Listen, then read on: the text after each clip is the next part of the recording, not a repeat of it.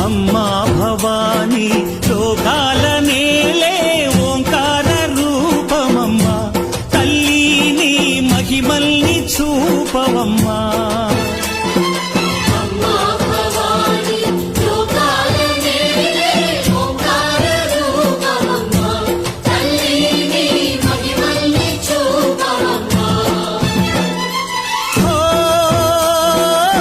సృష్టికే దీపమా, శక్తికే మూలమా, సింహరథమే నీదమ్మా. అమ్మ దుర్గమ్మ భక్తులను దీవించుమా.